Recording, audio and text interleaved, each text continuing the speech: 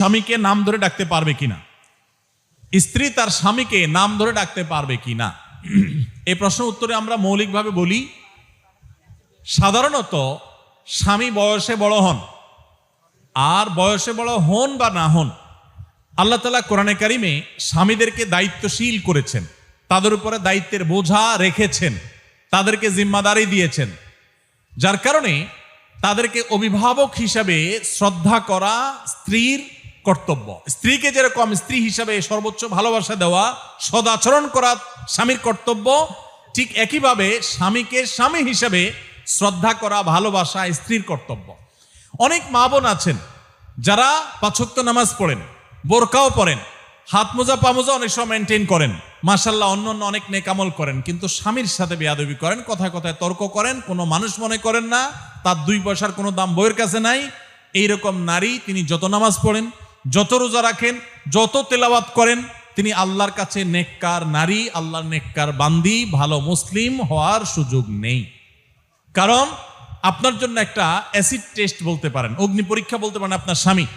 লোকটার স্বামী হওয়ার কারণে আপনি তাকে রেসপেক্ট করতে বাধ্য, আপনি তাকে শ্রদ্ধা করতে বাধ্য। দেখুন, আমাদের এই কথা নিয়ে ওই তথাকথিত নারীবাদীরা, সেকুলাররা, ইসলাম প্রতি বিদ্বেষ রাখেন অথবা ইসলাম সম্পর্কে সঠিক ধারণা রাখেন না, আমাদের সে সমস্ত বন্ধুরা অনেক সময় ট্রল করেন, হাস্যরস করেন, যে দেখেন হুজুররা এমন ওয়াজ করে যে মহিলারা যেন সব সোজা থাকে, মহিলারা যেন সব স্বামীর সাথে আপনার একেবারে বিড়াল হয়ে থাকে, কোন প্রকার শক্ত কথা না বলে, এই হুজুররা শুধু মহিলাদের বিরুদ্ধে ওয়াজ করে, এমনভাবে তারা অনেক সময় উপস্থাপন করে।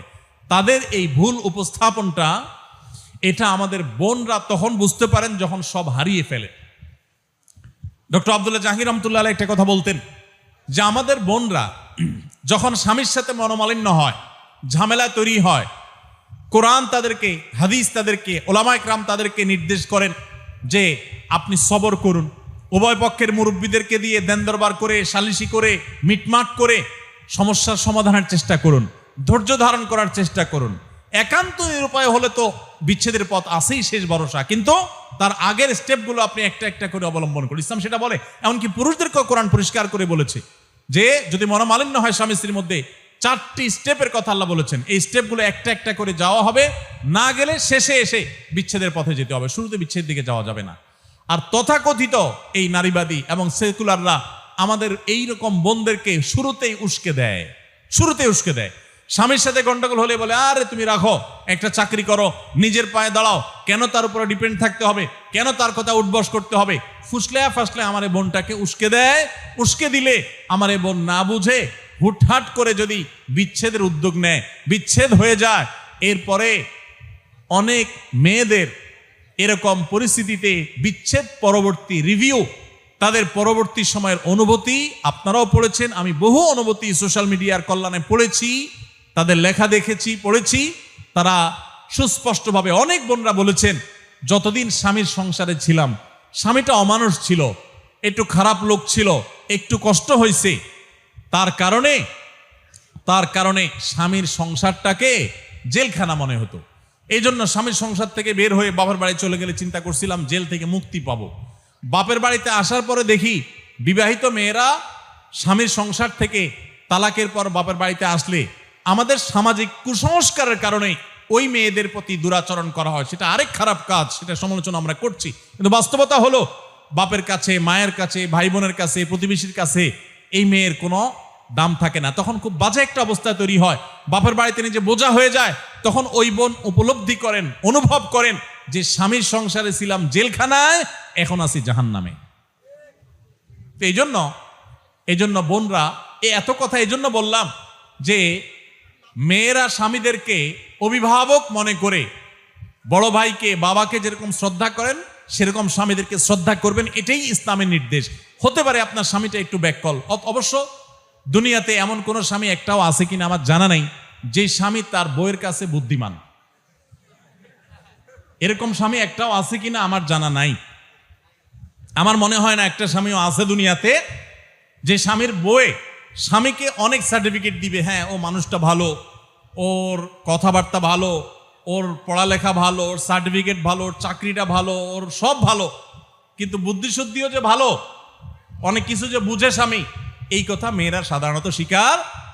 সব মেয়েদের কাছে তার স্বামীটা একটু বলদ কিসিমের, অর্থাৎ মনে করে স্বামীটা একটু বেকুব সেকুব।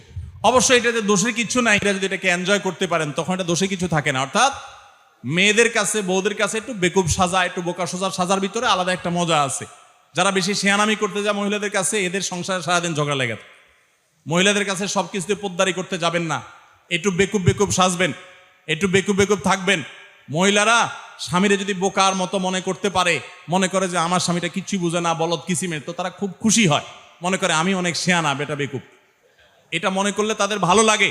আপনার বউরে খুশি করার সবচেয়ে সহজ এবং শর্টকাট বুদ্ধি হলো এটা, যে আপনি একটু বোকা সেজে যান, বেকুব সেজে যান, হুদাই কাহিনী করেন। আবার এমন কাহিনী করেন না যে ধরা পড়ে যান, তখন তো বুঝবো যে আপনি নাটক করতেছেন।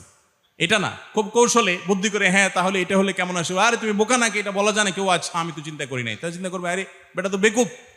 তখন আপনি ভুলভাল কিছু বললেও সে মাফ করবে, বলবে আমার স্বামী তো বেকুব, তো বুঝে না, কি হবে, যা বকাঝকা দিয়ে সে মাফ করে দিবে।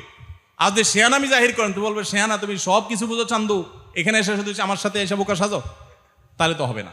তো যাই হোক, মহিলারা সাধারণত তাদের স্বামীদের অনেক সময় বোকা মনে করেন নানা কারণে।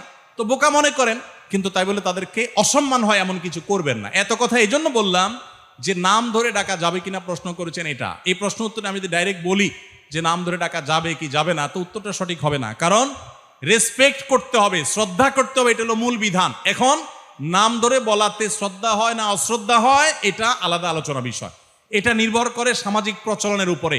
আমাদের সমাজে, বাংলাদেশে আমাদের সমাজে, আমাদের দেশের প্রচলন হলো যে এখানে কেউ কাউকে শ্রদ্ধা করলে তাকে নাম ধরে ডাকে না। শ্রদ্ধা করলে তাকে কি করে না, নাম ধরে। আরবে কিন্তু সেটা না, মিডিল ইস্টে একে অন্যকে নাম ধরে ডাকে। এমন আছে যে আপনার বড় ভাইয়ের নাম ধরে ডাকতেছে, এটাকে তারা দোষী কিছু মনে করে না। তো এটা তাদের প্রচলন। সম্মান অসম্মান প্রদর্শন করাটা, এই আচরণগুলো অনেকটা প্রচলনের উপর নির্ভর করে। ওই যে একটা কথা আছে না বাংলায়, কারোর গালি কারোর বলি, এরকম অনেক এক্সাম্পল আপনাদের কাছে আছে, আমি আর সেগুলো বলতে যাচ্ছি না। আছে না কোনো এলাকায় কথা কথা একটা শব্দ বলে, ওই এলাকা আরেক এলাকা বললে মাইদের ঘর বাস। তো স্বামী সম্মানের পাত্র, শ্রদ্ধার পাত্র, স্ত্রী তাকে সম্মান করবেন। এখন যেই এলাকাতে, যেই দেশে নাম ধরে ডাকলে এটাতে দোষের কিছু মনে করা হয় না, বা ছোট আর বড় বলে নাই, সবাই সবাই নাম ধরে ডাকে, সেখানে স্বামীর নাম ধরে ডাকলে কোনো অসুবিধা। কিন্তু যেখানে নাম ধরে ডাকাটাকে ছোট মনে করা হয়, তাচ্ছিল্য করা হয়, সেখানে নাম ধরে ডাকা উচিত না, কারণ সেটা অসম্মান। কথা কি বুঝাইতে পারছি? তাহলে কি ধরে ডাকবে?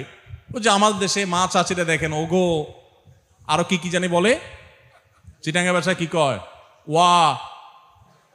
তো যেখানে যেটা বলে আপনার ডাকা যায় সেটা ডাকবেন।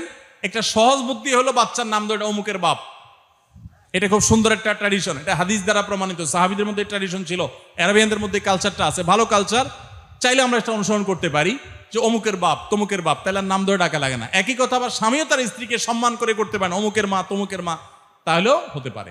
আর স্বামী স্ত্রীর মধ্যে ভালোবাসা, বোঝাপড়াটা এই লেভেলে যদি চলে যায় যে আসলে নাম ধরে ডাকলেও কেউ, তারা একে অন্যকে ছোট মনে করছে না, বা তারা বরং এটা ভালোবাসার বহিঃপ্রকাশ মনে করছে, তারা বরং এটাকে এনজয় করছে, এরকম হলে মৌলিকভাবে এটাতে কোনো দোষের কিছু নাই। অসম্মান যেন না হয়, সেটা হলো মূল বিষয়। অনেক মায়েরা আছেন, অনেক বোনরা আছেন, তাদের স্বামীদেরকে অশ্রদ্ধা করেন, অসম্মান করেন, সেটা